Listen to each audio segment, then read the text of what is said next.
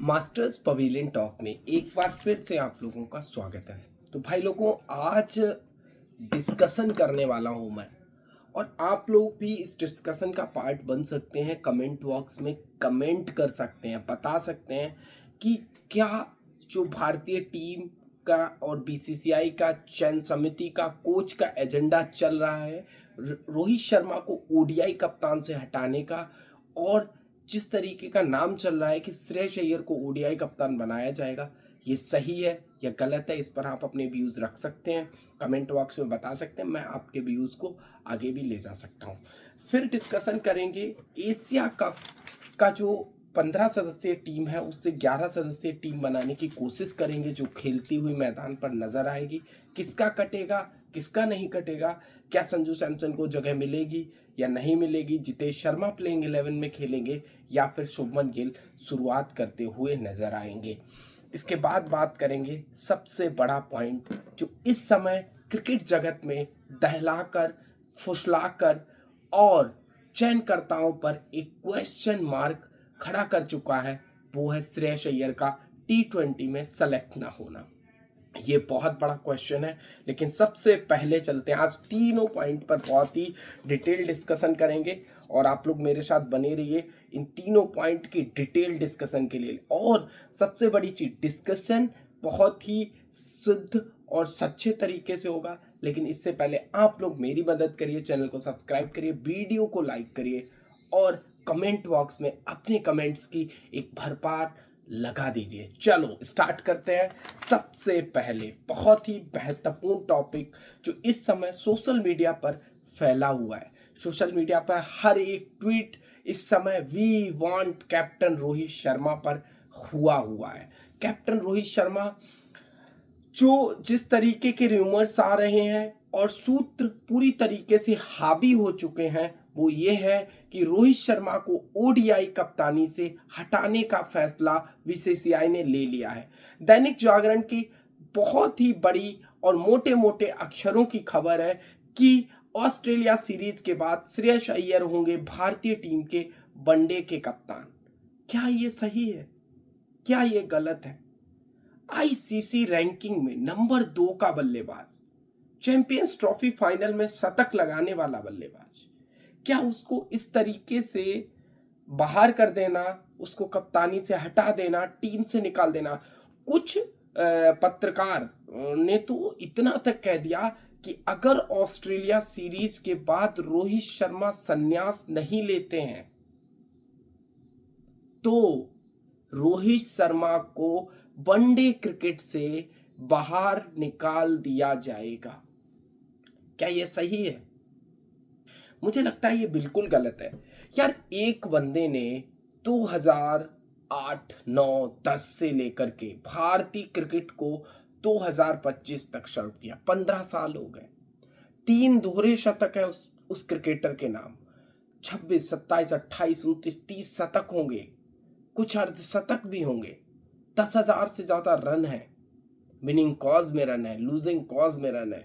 World cup के final semifinal को छोड़ दिया जाए तो वर्ल्ड कप में 2 बार 600 प्लस रन, 2019 और 2023। क्या वो फाइनल की हार, या फिर ये एक एजेंडा है? ये एजेंडा है हमारे कोच कम पॉलिटिशियन, भारतीय जनता पार्टी के वरिष्ठ नेता गौतम गंभीर का। कोच कम है, पॉलिटिशियन ज्यादा है। तो जब से वो ये इंटर करे हैं भारतीय क्रिकेट टीम में कोचिंग पद पर, तब से उन्होंने एक एजेंडा चला रखा है कि कैसे भारतीय सीनियर खिलाड़ियों को बाहर किया जाए। आप लोगों को एक मतलब ब्यौरा बताना चाहूंगा कि सबसे पहले उन्होंने आर अश्विन बहुत बेहतरीन फॉर्म में चल रहे थे और घरेलू क्रिकेट में विकेट भी ले रहे थे। बांग्लादेश की सीरीज खत्म होती है, टेस्ट सीरीज, इसके बाद सीरीज शुरू होती है न्यूजीलैंड की। न्यूजीलैंड सीरीज में वो आर अश्विन के पीछे एक प्लेयर डाल देते हैं, वॉशिंगटन सुंदर को। आर अश्विन समझ जाते हैं और कुछ समय गुजरता नहीं है, जब पर्थ में पहला टेस्ट मैच खेला जाता है वहां वॉशिंगटन सुंदर को खिलाया जाता है, फिर वॉशिंगटन सुंदर को खिलाया जाता है। रोहित शर्मा वापस आते हैं, अश्विन को खिलाते हैं, लेकिन अश्विन को संन्यास लेना पड़ जाता है। वहाँ से शुरू होती है भारतीय सीनियरों की बाहर जाने का नज़रिया। अब आपको और बताते हैं। फिर धीरे धीरे समय ढलता है। विराट कोहली बताते हैं कि वो टेस्ट क्रिकेट खेलना जारी रखेंगे, वो इंग्लैंड जाएंगे, 4 शतक बनाएंगे। उन्होंने ऐसा अपने कोच को बोला। लेकिन वही चीज मई आते आते विराट कोहली संन्यास ले लेते हैं, रोहित शर्मा संन्यास ले लेते हैं और एक यंग टीम जाती है इंग्लैंड। 2-2 से नतीजा बराबर रहता है। मैं उस टीम के खिलाफ नहीं था, वो भारत की टीम थी, भारत के साथ था मैं, और मैंने उस टीम को सपोर्ट किया। लेकिन ये चीज फिर तो गलत है। जब कोई बंदा कह रहा है कि मैं भारतीय टीम को 2027 वर्ल्ड कप तक रिप्रेजेंट करना चाहता हूं, तो उस बंदे को हटाने की कोशिश क्यों करी जा रही है। एक और सूत्रों ने बोला है कि रोहित शर्मा को तो बिल्कुल सफाया कर दिया जाएगा, लेकिन विराट कोहली पर एक अपडेट है कि विराट कोहली को जब तक टीम में रखा जाएगा जब तक वो परफॉर्मेंस करते रहेंगे।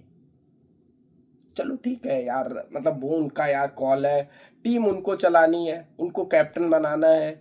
बस मैं आज भी उस बंदे को बहुत ज़्यादा उस बंदे को क्रिटिसाइज करूंगा जिसने भारतीय क्रिकेट को बर्बाद कर दिया, भारतीय क्रिकेट टीम को बर्बाद कर दिया। सन 2021 का समय था और बीसीसीआई के प्रेसिडेंट पद पर थे सौरभ गांगुली।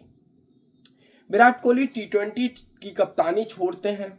इसके बाद सौरभ गांगुली एक प्रेस कॉन्फ्रेंस करते हैं और कहते हैं कि भारतीय टीम में 3 डिफरेंट फॉर्मेट के 3 कप्तान नहीं हो सकते, एक कप्तान चाहिए हमको सारे फॉर्मेट का। ठीक है, सही बात है। Virat Kohli south Africa series के बाद टेस्ट क्रिकेट की कप्तानी से हट जाते हैं। रोहित शर्मा को तीनों फॉर्मेट का कप्तान बना दिया जाता है और खुशी चेहरे पर होती है सौरभ गांगुली के, क्योंकि वो यही चाहते। इसके बाद उनके साथ कर्मा रिटर्न होता है और उनको बाहर फेंक दिया जाता है बीसीसीआई से। लेकिन फिर चीज़ें बदलती हैं और रोहित शर्मा टी20 से रिटायरमेंट ले लेते हैं, टेस्ट से रिटायरमेंट ले लेते हैं। आज अगर देखा जाए तो टी20 के कप्तान है सूर्य कुमार यादव, टेस्ट के कप्तान है शुभमन गिल और वनडे के कप्तान है रोहित शर्मा। तो 3 फॉर्मेट के 3 कैप्टन। और अगर देखा जाए तो 2 फॉर्मेट का 1 कप्तान रहेगा और 1 फॉर्मेट का 1 कप्तान रहेगा। टी20 वर्ल्ड कप 2026 के बाद शुभमन गिल 2 फॉर्मेट के कप्तान बन जाएंगे, श्रेयस अय्यर को 1 फॉर्मेट का कप्तान बना दिया जाएगा। क्या ये उस बंदे के साथ नाइंसाफी थी या फिर बीसीसीआई के समय के साथ चीजें बदल रही हैं? बॉडी तो वही है, भारतीय क्रिकेट बोर्ड है। यहां पर भी खत्म नहीं होती है, बात और आगे बढ़ती है। आज तो रोहित शर्मा के फैंस ने इंटरनेट को जाम कर दिया है भाई, क्योंकि टॉप ट्रेंडिंग चल रहा है ट्विटर पे, we want Rohit Sharma back. Top trending, और ये कोई इंडिया में नहीं है, वर्ल्ड लेवल पे टॉप ट्रेंडिंग चल रहा है। मतलब इतने ट्वीट कर रखे हैं, इतने ट्वीट, और सबसे गौतम गंभीर को तो ऐसी ऐसी गालियां दी गई हैं उन ट्वीट्स में कि गौतम गंभीर पढ़े भी ना और गौतम गंभीर बाहर भी ना निकले, क्योंकि रोहित शर्मा के फैंस इस समय बहुत ज़्यादा मतलब परेशान हो चुके हैं, बहुत ज़्यादा गुस्से में हैं। और मुझे लगता है कि ये जो वाकया हुआ है, यहाँ से 2-3 लोगों का कैरियर खत्म हो जाना है। एक गौतम गंभीर का अगर जैसा होता ना बीसीसीआई प्रेसिडेंट पद पे, या बीसीसीआई में अभी होता, हो सकता है जैसा कि चल रही हो सब जैसा के अराउंड ही हो रहा हो, लेकिन अगर होता तो ये जो टुच्चे से पॉलिटिशियन से क्या क्या कर रहा है भाई तू? मतलब पता है गौतम गंभीर क्या करने की कोशिश कर रहा है? 2011 वर्ल्ड कप आपने को याद दिया होगा, भारत में हुआ था। उसमें भारत के वरिष्ठ खिलाड़ी 15 वरिष्ठ टीम थी, और 2000 जब 15 का वर्ल्ड कप हुआ तो उसमें खाली महेंद्र सिंह धोनी ही थे शायद, ना जहीर, मतलब पूरी टीम बदल गई थी। तो वही गौतम गंभीर चाह रहे हैं, और गौतम गंभीर का वो चाहना सही होगा या गलत ये आगे देखने को पता चलेगा। लेकिन मेरे व्यूज क्या है, मैं मानता हूं कि रोहित शर्मा को जब तक वो चाहें तब तक कप्तान रह सकते हैं, क्योंकि उन्होंने वनडे क्रिकेट में बहुत कुछ अचीव किया है।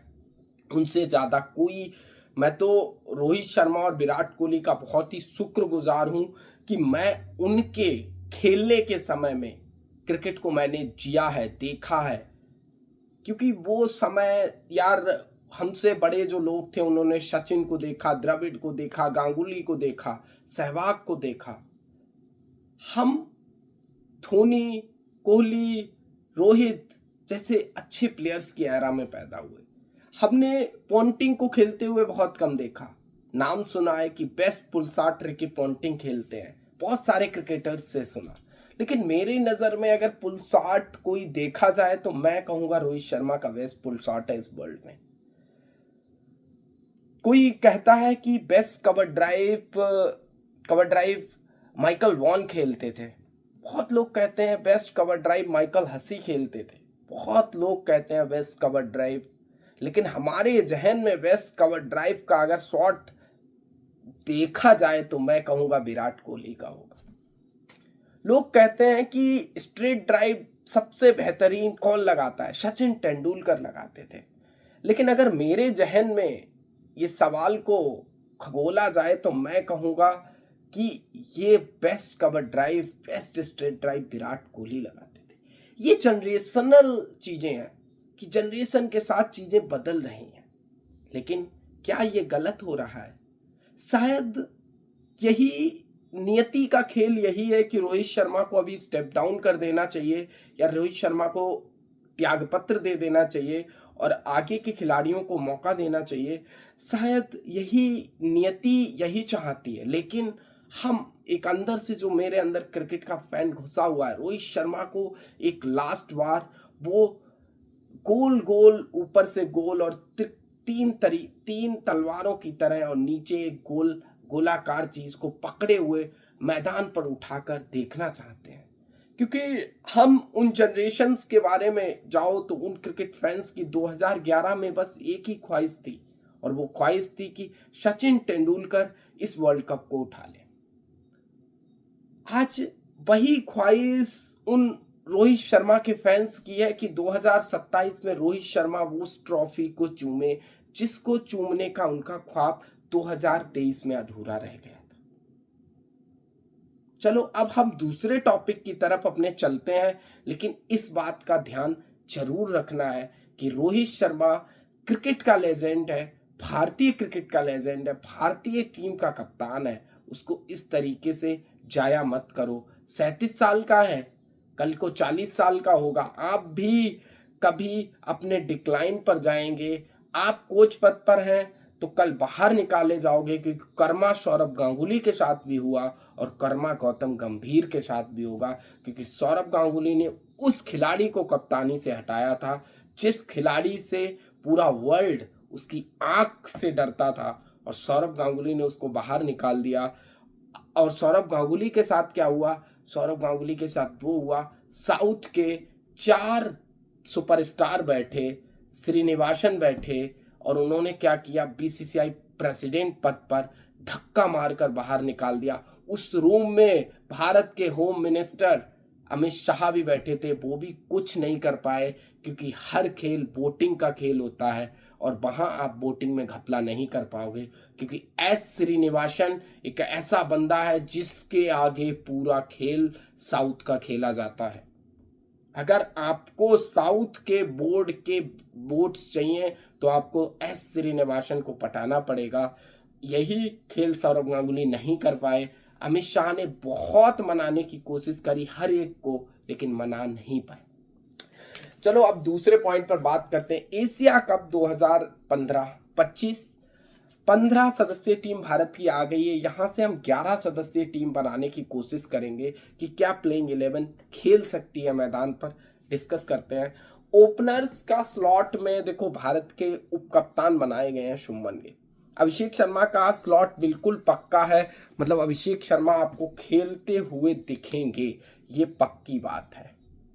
तो अभिषेक शर्मा का नाम पहले नंबर पर, दूसरे पर शुभमन गिल ही होंगे। तो इसका मतलब संजू सैमसन का पत्ता कटता हुआ नजर आ रहा है। 3 नंबर पर आपको सूर्य कुमार यादव खेलते हुए दिख जाएंगे। 4 नंबर तिलक वर्मा। 5 नंबर पर आपको हार्दिक पांड्या दिखेंगे। 6, 7, 8, 9, 10 और 11। 6 नंबर पर जितेश शर्मा विकेट कीपर, क्योंकि आपके पास 2 ही विकेट कीपर हैं। अगर संजू को नहीं खिला रहे हैं तो जितेश शर्मा को आपको 6 नंबर पर खिलाना पड़ेगा। अब 7, 8 को ऐसे ही छोड़ देते हैं, 9, 10, 11 पर डिस्कशन करते हैं। बुमराह होंगे ही होंगे टीम में, अर्शदीप होंगे ही होंगे टीम में, और वरुण चक्रवर्ती टीम में होंगे ही होंगे। अब डिस्कशन यहां पर फंस गया है कि हमारे पास ये 3 बॉलर हो गए हैं, तो हमारे पास 8 बैट्समैन प्लस ऑलराउंडर। तो क्या कुलदीप यादव को जगह मिलेगी टीम में या नहीं? कुलदीप यादव वर्सेस अक्षर पटेल तो होंगे। तो क्या इंडियन टीम 7+4 के साथ जाना चाहेगी या 7+1+4 के साथ जाना चाहेगी? क्योंकि आपके पास 3 फास्ट बॉलर इस तरीके से हो जाएंगे, बुमराह, अर्शदीप, हार्दिक, और अभिषेक शर्मा भी आपको ओवर डालते हुए दिख जाएंगे। ये एक टीम हो सकती है, पॉसिबल प्लेइंग 11 ये हो सकती है। दूसरी पॉसिबल प्लेइंग 11 बनाने की कोशिश करते हैं, जिसमें हम संजू सैमसन को भी टीम में फिट करने की कोशिश करेंगे और जितेश शर्मा को बाहर का रास्ता दिखाएंगे। शर्मा होंगे, संजू शर्मा ओपनिंग करेंगे। 3 पे गिल खेलेगा, 4 पे सूर्या खेलेगा, 5 पे तिलक खेलेगा, 6 पे हार्दिक खेलेगा। ठीक है। 7 नंबर आपको अक्षर पटेल खेलते हुए दिखेंगे। 8 नंबर कुलदीप यादव खेलते हुए दिखे। 9 बुमराह, 10 अर्शदीप और 11 चक्रवर्ती। ये एक अच्छी टीम नजर आ रही है।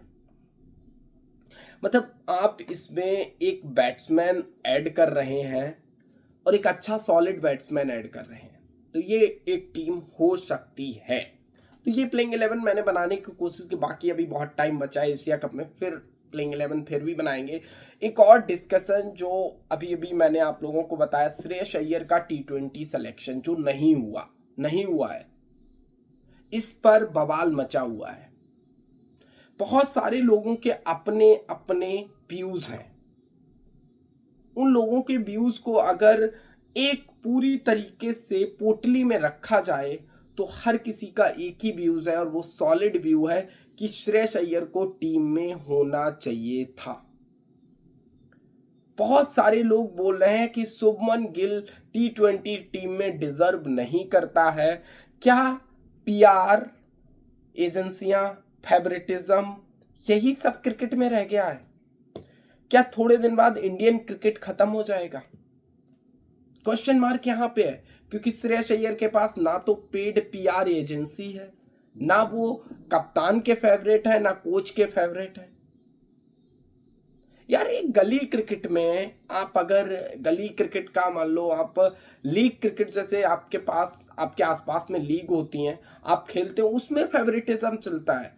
कप्तान का फेवरेट है ये खेलेगा, वाइस कैप्टन का फेवरेट है ये खेलेगा, इसके बाद तीसरे नंबर पर प्लेयर आते। कोई कितना भी परफॉर्मेंस करता रहे, भाई मैं लिटरली बता रहा हूं, ये सच है, कोई कितना भी परफॉर्मेंस करता रहे, जोर लगाता रहे, जान लगा दे, लेकिन जब तक आपको कप्तान का फेवरेट नहीं बन सकते, कोच का फेवरेट नहीं बन सकते, आपको टीम में जगह नहीं मिलेगी।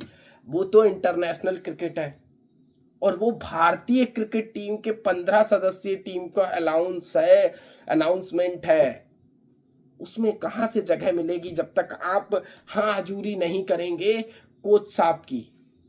गलती क्या थी श्रेयस अय्यर की? कोई गलती नहीं थी श्रेयस अय्यर की, मैं कहता हूं 0, कोई गलती नहीं है श्रेयस अय्यर की। यार एक बंदा KKR को ट्रॉफी जिताता है और उसका श्रेय एक मेंटोर लेके जाता है। कि मैंने ट्रॉफी जिताई, मैं आया इसलिए केकेआर ट्रॉफी जीती। यार उस बंदे का कोई रोल ही नहीं था जिसने फील्ड पर 11 खिलाड़ियों को गाइड किया, बैटिंग का ऑर्डर भेजा, हर काम वो कर रहा है और ट्रॉफी जिता रहे हैं गौतम गंभीर। सोच की हार है ये, इंडियन क्रिकेट की सोच की हार है। क्योंकि आप जब किसी पॉलिटिशियन के माइंड के से क्रिकेट को देखना शुरू करते हैं ना, तो क्रिकेट बर्बाद हो जाता है। आपके पास एक एग्जाम्पल है आपके पड़ोस में।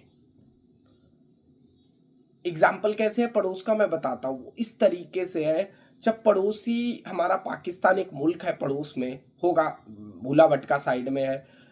उस मुल्क में क्या होता है, उस देश में पॉलिटिशियन बन जाता है पीसीबी का चेयरमैन, पॉलिटिशियन ही बन जाता है कोच, पॉलिटिशियन ही बन जाता है मीडिया मैनेजर, क्योंकि ये बहुत ज्यादा पैसे वाली पोस्ट होती है, इनमें बहुत पैसा कमा सकते हो आप। तो इन सब पोस्ट पे जब एक पॉलिटिशियन बैठा होता है तो क्रिकेट को कम देखा जाता है, वो अपने पॉलिटिशियन वाले नजरिए से देखता है कि भारत पाकिस्तान का मैच कैसा होगा। अरे ठीक है, भारत पाकिस्तान, इंडिया पाकिस्तान नहीं जाएगी, पाकिस्तान इंडिया। जब कोई एक अच्छा स्पोर्ट्स का बंदा क्रिकेट के गद्दी पर बैठता है ना, वो ज्यादा अच्छा करता है। यार राहुल द्रविड़ को देखो, श्रेयस अय्यर राहुल द्रविड़ की भी गुड बुक में नहीं थे, लेकिन श्रेयस अय्यर को मौका राहुल द्रविड़ ने बहुत दिया। ऋषभ पंत राहुल द्रविड़ की गुड बुक में थे, T20 वर्ल्ड कप खिलाया राहुल द्रविड़ ने, लेकिन जैसे ही राहुल द्रविड़ कोच पद से इस्तीफा देते हैं, या मतलब उनका टेन्योर खत्म हो जाता है, इसके बाद गौतम गंभीर कोच बनते हैं, पंत का साइड लाइन हो जाना भी कहता है कि पंत फेवरेट नहीं है। ना पंत के पास कोई पीआर एजेंसी है, पेड पीआर एजेंसी नहीं है। फैंस हैं, फैन क्लब है पंत का, लेकिन पंत के पास पेड पीआर एजेंसी नहीं है, जो शुभमन गिल के पास है आजकल के टाइम में। जायसवाल के पास भी पेड पीआर एजेंसी नहीं है, और जायसवाल का 15 सदस्यीय टीम में नाम नहीं है। आपको परफॉर्मेंस करके देनी पड़ेगी, आपको अपना स्थान अर्न करना पड़ेगा। आर अश्विन कहते हैं कि कल जब शुभमन गिल और का सिलेक्शन होता है तो आर अश्विन कहते हैं जायसवाल और श्रेयस अय्यर जब भी खेले कंट्री के लिए खेले, लेकिन अब जायसवाल और श्रेयस अय्यर कंट्री के लिए ने खुद की जगह बचाने के लिए खेलते भी नजर आ सकते हैं। ऐसे ऐसे, क्योंकि हर किसी का बाकिया अलग हो सकता है, खेल देखने का तरीका अलग हो सकता है, लेकिन सोच सबकी सेम होती है। क्रिकेट खेल ऐसा है जिस पर आप लोग, हम लोग जब टीवी में देख रहे होते तो मेरी सोच अलग होती है, जब आप ग्राउंड पर खेल रहे होते हैं तो सोच अलग होती है। सोच की, और ये जो भारतीय टीम चुनी गई है 15 सदस्यीय, शायद इस 15 सदस्यीय भारतीय टीम से कोई भी खुश नहीं है, क्योंकि खुश तभी होगा जब भारतीय टीम के साथ रहेगा। क्योंकि यार हर कोई चाहता है श्रेयस अय्यर टीम में होना चाहिए था, शुभमन गिल को टीम से बाहर होना चाहिए था, शुभमन गिल को वाइस कैप्टन बनाया गया है। इस बात पर बहुत ही ज्यादा डिस्कशन चल रहा है, और ये एक सॉलिड डिस्कशन है। मैंने 11 बना के दे दी। यार देखो, आपने शुभमन गिल को टीम में डालने से पता कितने लोगों के दिल पर पत्थर रखा है। तिलक वर्मा के दिल पे पत्थर रखा है, संजू सैमसन के दिल पे पत्थर रखा है, जितेश शर्मा के दिल पे पत्थर रखा है, क्योंकि इन तीन में इनको पता है ये दो ही खेलेंगे। अगर श्रेयस अय्यर होता, श्रेयस अय्यर 3 खेलता, और तब भी तिलक वर्मा की जगह नहीं बन रही थी टीम में। नहीं, तिलक वर्मा की तो बन रही थी, जितेश की नहीं बन रही थी। ठीक है, जितेश की ना बनना, क्योंकि जितेश बनता है कि नहीं बन सकती जितेश की टीम में जगह, लेकिन अब जैसे ही सुमन टीम में आए, जितेश की जगह बन रही है। तो यार देखो, मेरा पॉइंट ऑफ व्यू यही है कि श्रेयस अय्यर को इस T20 टीम में होना चाहिए था, क्योंकि जिस तरीके की आप परफॉर्मेंस देते हैं, आपके पास पीआर एजेंसी नहीं है, आपके पास पेड पीआर एजेंसी नहीं है, आपके पास फेवरेटिज्म नहीं है कोच का, कप्तान का हो सकता है। सूर्य कुमार यादव एक सीधा साधा लॉयल कैप्टन है, उसको ना दुनियादारी से कोई मतलब है, वो तो राजनीतिज्ञ भी नहीं है, सीधा आदमी है भाई। चलो ठीक है, अजीत अगरकर ने जो दे दिया उसको पढ़ दिया, उसका तो चेहरा बन गया था, उसको तो जब टीम चुनी गई होगी बैठा होगा, लेकिन प्रेस कॉन्फ्रेंस में उसको अच्छा नहीं लग रहा था, मन नहीं लग रहा था। अब पूरा प्रेस कॉन्फ्रेंस देखें, सूर्य कुमार यादव जवाब हिचकिचा रहा था कि यार उसकी खुद की टीम नहीं है, वो चाह रहा होगा श्रेयस अय्यर को टीम में, वो चाह रहा होगा प्रसिद्ध कृष्णा को टीम में। प्रसिद्ध कृष्णा के बाद कोई पीआर एजेंसी नहीं है, हर्षित राणा फेवरेट है कोच के, इसीलिए वो सारी चीजें लांग के आ गए हैं टीम में। ये सब चलेगा, कल को आज 10 फैंस बोल रहे हैं, कल को 1000 फैंस बोलेंगे, कल को 5000 फैंस, 1000 करोड़ों में संख्या चली जाएगी, क्रिकेट देखना बंद हो जाएगा। क्योंकि आपको देखेगा राजनीति हो रही है, राजनीति हो रही है, नाइंसाफी हो रही है, नाइंसाफी हो रही है। जब किसी भी क्रिकेटर के साथ नाइंसाफी होती है ना, तो उसका देखो, हर जनरेशन में नाइंसाफियां हुई हैं, लेकिन इतनी बड़ी नाइंसाफियां मुझे नहीं लगता हुई होगी जो श्रेयस अय्यर के साथ हुई। धन्यवाद।